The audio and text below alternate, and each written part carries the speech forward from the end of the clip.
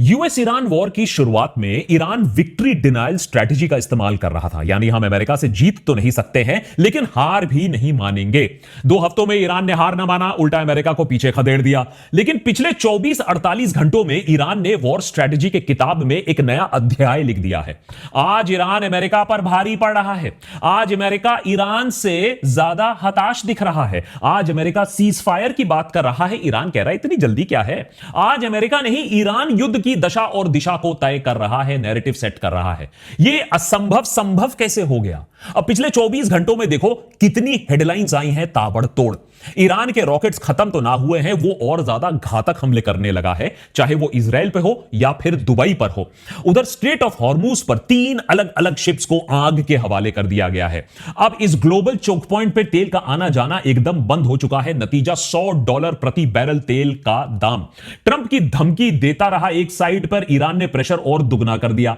Iran पर बमबारी जरूर जारी है लेकिन यूएसए अपने एयरक्राफ्ट तेजी से खो रहा है। पहले F-15 फाइटर्स गए, थर्ड रेडार्स गए, अब विशाल KC-135 स्ट्रैटो टैंकर 4 अमेरिकन सहित अब वो क्रैश हो चुका है। 4 लोग तो मारे जाने की पुष्टि आ चुकी है। अमेरिका कह रहा है कि यह एक्सीडेंट था, लेकिन इराक में ईरान बैक्ड एक ग्रुप इस एयरक्राफ्ट को मार गिराने का दावा कर रहा है। एक तरफ ट्रंप चिल्ला चिल्ला कर कह रहा है कि हम जीत गए, हम जीत गए, we have won the war. वही ईरान के साथ वो सीज फायर की बात भी करना चाहता है। लेकिन ईरान के नए जो सुप्रीम लीडर हैं मुज्तबा खमीनी, वो कड़ी शर्तें अब रख रहे हैं कि बात करने से पहले भी तुम्हें ये करना पड़ेगा। तो लगता नहीं है कि ईरान को कोई जल्दबाजी है इस युद्ध को खत्म करने में। उधर अमेरिकन मीडिया रोज ट्रंप की पोल खोले जा रहा है। पहले यह क्लियर हो गया कि ट्रंप सरकार ने इस बात की प्लानिंग ही नहीं की थी कि ईरान हॉर्मूज को ब्लॉकेड कर देगा। और अब यह खुलासा हो रहा है कि कम से कम 170 अमेरिकन सैनिक ईरान के हमले में घायल हो चुके हैं। कुछ तो काफी गंभीर स्थिति में हैं। उन्हें चुपचाप किसी को बताए बिना जर्मनी ले जाया गया चिकित्सा के लिए। आज से लगभग 4 साल पहले जब रशिया ने यूक्रेन पर 3 तरफ से धावा बोल दिया था, तब प्रेसिडेंट पुतिन ने पब्लिक गोल स्टेट किए थे कि भाई मैंने ऐसा क्यों किया। उनका गोल था डीनाजिफिकेशन और डीमिलिटराइजेशन ऑफ यूक्रेन।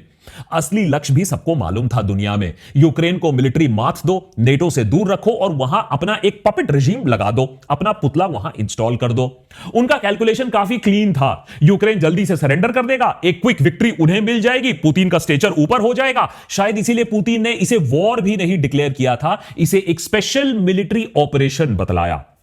आज 4 साल हो गए, वो मिलिट्री ऑपरेशन अभी भी चले जा रहा है और ज़ेलेंस्की तमाम दिक्कतों के बावजूद उन्होंने घुटने नहीं टेके हैं। लगता है अमेरिका ने इस कहानी से कोई सीख नहीं ली, क्योंकि 28 फरवरी को इजराइल के साथ ईरान पर उसने एक घातक एयर स्ट्राइक बोल दिया। पूरी ईरान की लीडरशिप को सफा कर दिया। मकसद यहां बहुत ही सिमिलर था। ईरान की टॉप लीडरशिप जैसे ही खत्म होगी, वहां सत्ता पलट हो जाएगा और खूब सारा तेल अमेरिका के हाथ आ जाएगा। लेकिन 14 दिन बाद खुद अमेरिकन एक्सपर्ट्स अब यह बात मान रहे हैं कि ईरान में सत्ता पलट करना अब और मुश्किल हो गया है। यही नहीं, 2 हफ्तों के अंदर अंदर अमेरिका का operation epic fury, operation epic blunder कहलाया जा रहा है। स्टेटेड वॉर गोल्स तो पूरे हुए नहीं, उल्टा दुनिया भर में तेल और तेल पदार्थों के लिए त्राही त्राही मच गई है। यूएस नेवी ने भी अपने हाथ खड़े कर दिए हैं। वो कह रहा है कि भैया हम यहां से ऑयल टैंकर्स को स्ट्रेट ऑफ हॉर्मूज से सेफ पैसेज नहीं दिलवा सकते हैं, हमारी काबिलियत नहीं है, बहुत रिस्की है। उधर ईरान ने अमेरिका को अब चेतावनी दी है, अगर अब हमारे ऑयल इंफ्रास्ट्रक्चर को कोई आंच आई तो पूरे मिडिल ईस्ट के सारे ऑयल इंफ्रास्ट्रक्चर को हम टारगेट करेंगे। और अब तो अमेरिकन थर्ड रेडार भी नहीं रह गए गल्फ नेशंस को बचाने के लिए। अब तो गल्फ नेशंस खुद अमेरिका से खफा हैं उनको इस युद्ध में घसीटने के लिए। उल्टा उनका जो नुकसान हुआ सो अलग। लेकिन ऐसा कैसे हो गया कि अमेरिका ने ना एमिनेशन की प्लानिंग की, ना ईरान के ब्लॉकेड की प्लानिंग की? वो कौन से एरोगेंस में जी रहा था? देशभक्त के आज के एपिसोड में कैसे अमेरिका का यही एरोगेंस, यही ओवर कॉन्फिडेंस उसे ले डूबा। क्या ऑपरेशन एपिक फ्यूरी ट्रंप के लिए ऑपरेशन एपिक ब्लंडर बन चुका है, उनकी जिंदगी का सबसे बड़ा भूल?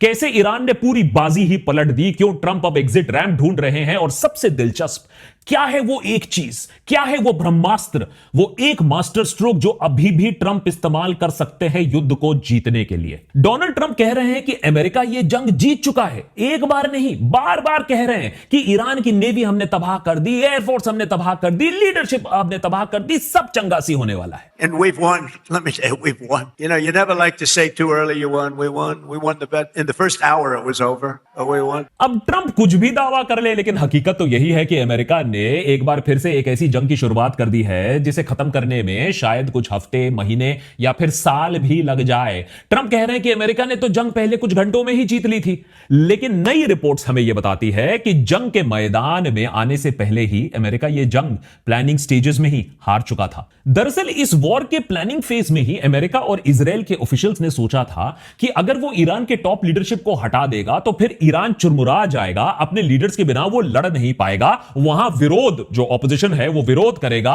और अमेरिका चुपचाप से वहां एक पपेट रेजिम इंस्टॉल कर देगा। ये इस जंग का सबसे बड़ा एरोगेंस या मिसकैलकुलेशन कह लीजिए। ईरान वेनेजुएला नहीं निकला। लेकिन इससे भी बड़ी गलती स्ट्रेट ऑफ हॉर्मूज को लेकर जो प्लानिंग नहीं हुई थी।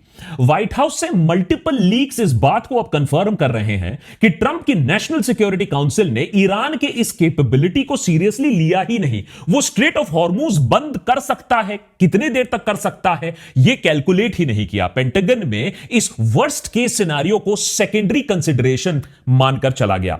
मतलब दुनिया की सबसे क्रिटिकल ऑयल चोक पॉइंट को जो ठीक ईरान के बॉर्डर से गुजरती है, उस पर ईरान क्या करेगा यह सोचना, उसको कैलकुलेट करना, यह ऑप्शनल कर दिया, क्योंकि बाकी सब तो बेवकूफ है। समझदार तो सिर्फ ट्रंप और अमेरिका है।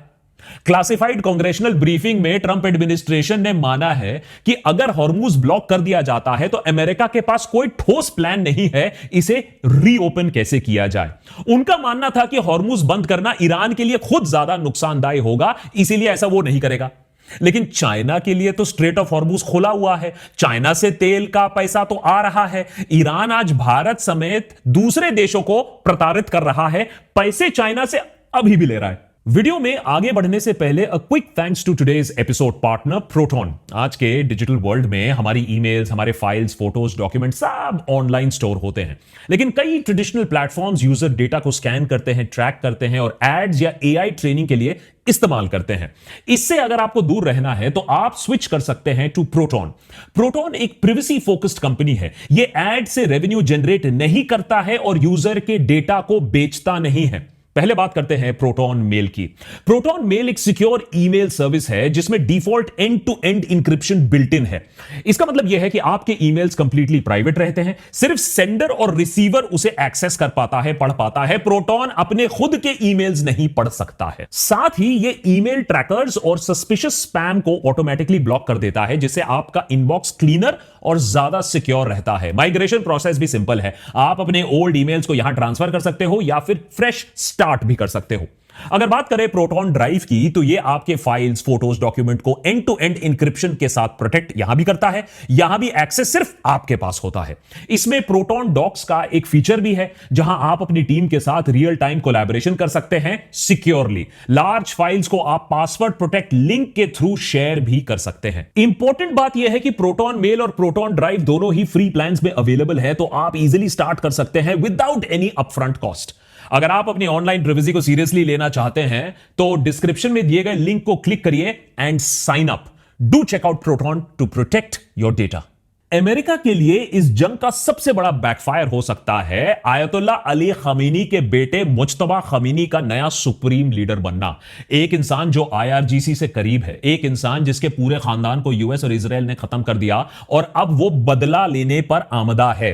अपने पहले ही एड्रेस में उन्होंने अमेरिका के प्रेशर से ना झुकने की तरफ अपनी मंशा को एकदम साफ कर दिया है। साथ ही में गल्फ के नेशंस को सीधा सीधा वार्निंग भी दे दिया गया है कि अपने यहां से अमेरिकन बेसेस को तुरंत हटा लो, नहीं तो हम उन्हें टारगेट करते रहेंगे। ईरान अमेरिका से डायरेक्ट लोहा तो नहीं ले सकता है, लेकिन अमेरिका की फाइनेंशियल रीढ़ की हड्डी तोड़ने में लगा हुआ है। अमेरिका के एलाइज में फूट डालने की कोशिश कर रहा है। अमेरिका के गल्फ में जो इंटरेस्ट है उसे टारगेट कर रहा है। जैसे जब अमेरिका ने ईरान में उनके बैंक को निशाना बनाया तो ईरान ने पूरे गल्फ में अमेरिकन बैंक्स को नोटिस पर डाल दिया कि अब मिसाइल के लिए तैयार रहना। भगदड़ मच गई फाइनेंशियल सेक्टर में।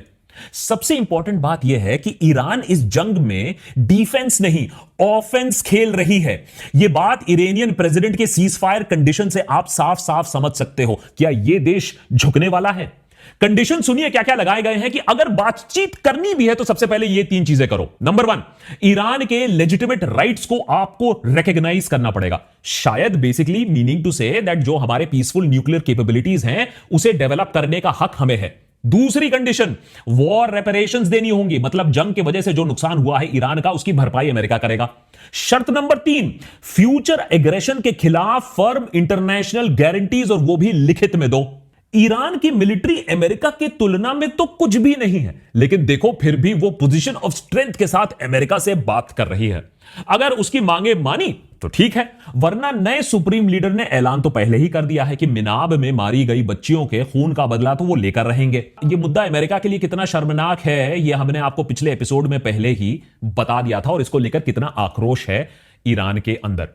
सो बेसिकली घुटने टेकना, अमेरिका को रोकना, ये तो पुरानी बात हो गई। आज ईरान कह रहा है कि कोई कॉम्प्रोमाइज नहीं, कोई निगोशिएशन नहीं। अगर ईरान की मांगे मानी गई तो ठीक है, वरना ईरान इस जंग को नए फ्रंट्स पर खोलने के लिए तैयार है।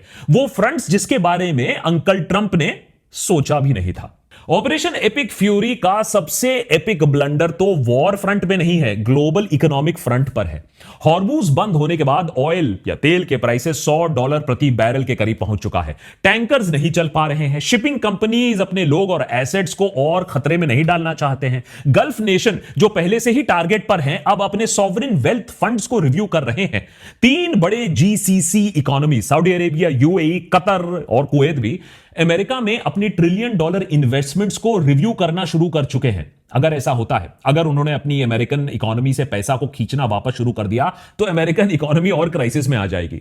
यूएस मिलिट्री ने शिपिंग इंडस्ट्री को भी बता दिया है कि नेवी टैंकर्स को एस्कॉर्ट करने में असमर्थ है।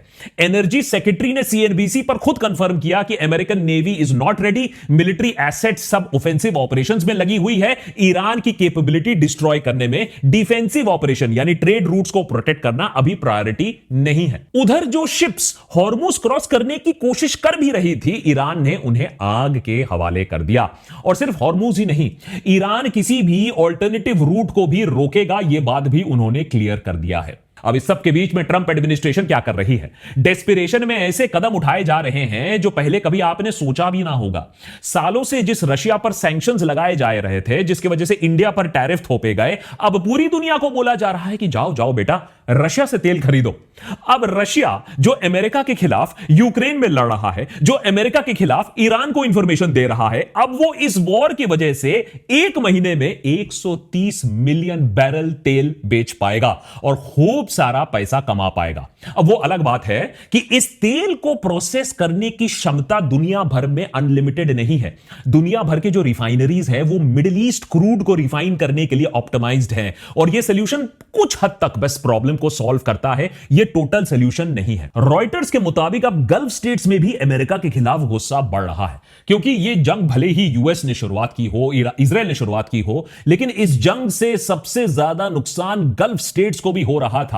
अपने ऑयल और गैस वो बेच नहीं पा रहे हैं। फाइनेंशियल टाइम्स की अगर आप रिपोर्ट की माने तो ऑलरेडी $15 बिलियन का नुकसान हो चुका है। याद रखिए, ये वो स्टेट्स है जो सालों से अमेरिका को अपनी सिक्योरिटी आउटसोर्स करते आए हैं, जिन्होंने यूएस से प्रोटेक्शन लिया है, और अब उन्हीं के एयरपोर्ट्स, पोर्ट्स, ऑयल इंस्टॉलेशंस को अमेरिका बचा नहीं पा रहा है।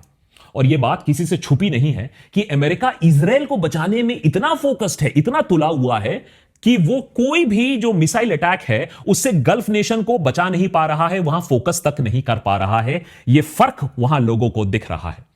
ईरान यहां 2 चीजें तो समझ चुका है कि वो दशकों से सैंक्शंस झेलता आया है, तो उसे इस आर्थिक उथल पुथल से ज्यादा दिक्कत नहीं होने वाली है। दिस इकोनॉमिक फ्लक्स जो हो रहा है, मार्केट कोलैप्स हो रहा है, उनकी हालत तो पहले से ही खस्ता थी।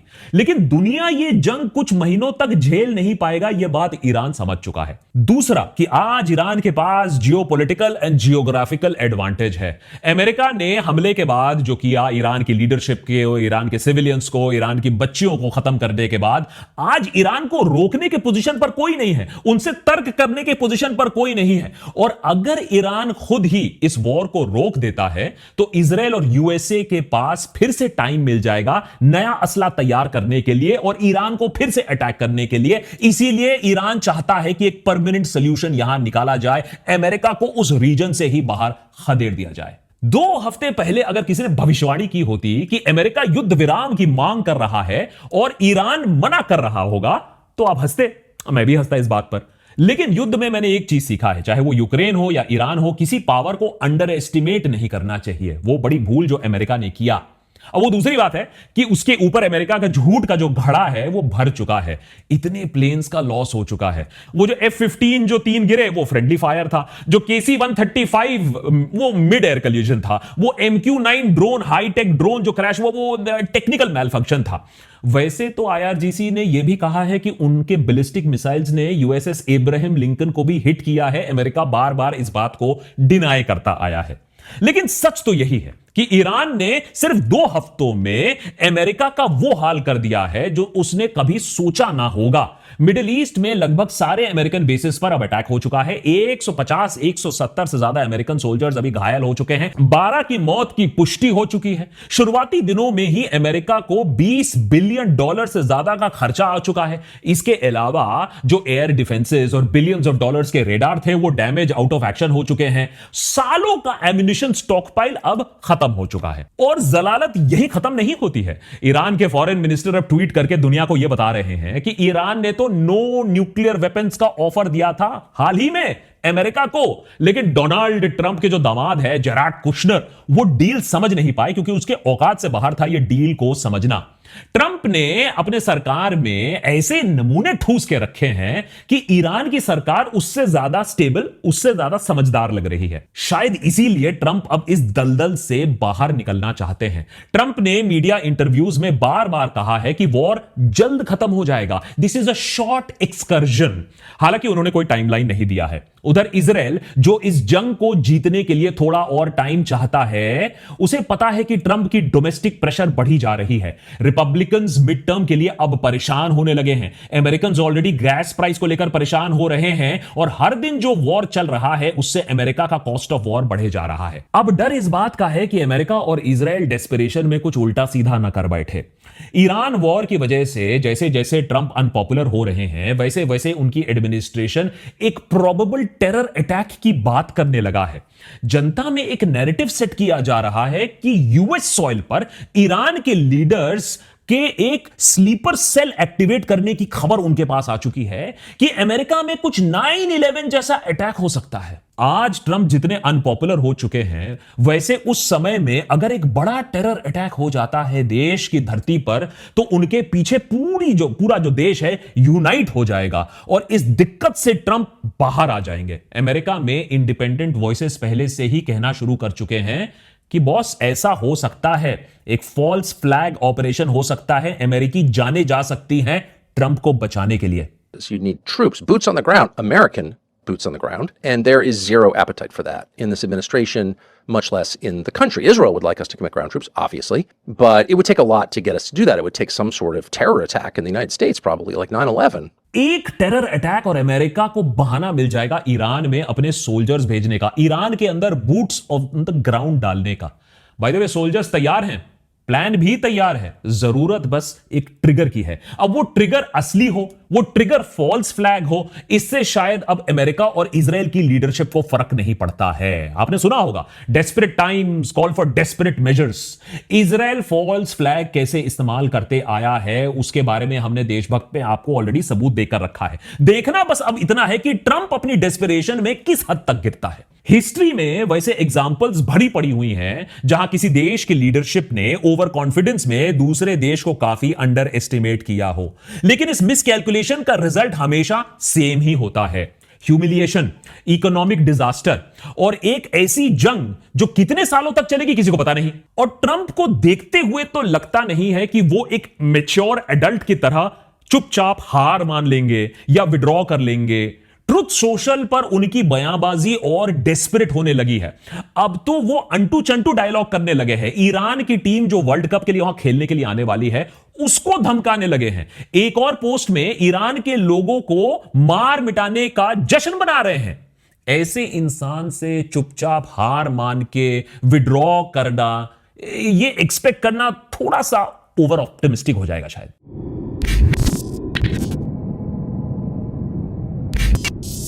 Thanks to Proton for making this episode possible. अगर आप भी अपने ईमेल, अपने डॉक्यूमेंट्स को प्रोटेक्ट करना चाहते हैं, किसी भी एआई ट्रेनिंग से दूर रखना चाहते हैं, उन्हें प्राइवेट रखना चाहते हैं, तो आप स्विच कर सकते हैं टू प्रोटॉन। प्रोटॉन एक प्रिवेसी फोकस्ड कंपनी है। ये एड से रेवेन्यू जनरेट नहीं करता है, ना ही आपका डेटा किसी को बेचता है। प्रोटॉन मेल और प्रोटॉन ड्राइव दोनों के फ्री प्लान्स अवेलेबल है। लिंक मैंने नीचे देकर रखा है। Do try it out.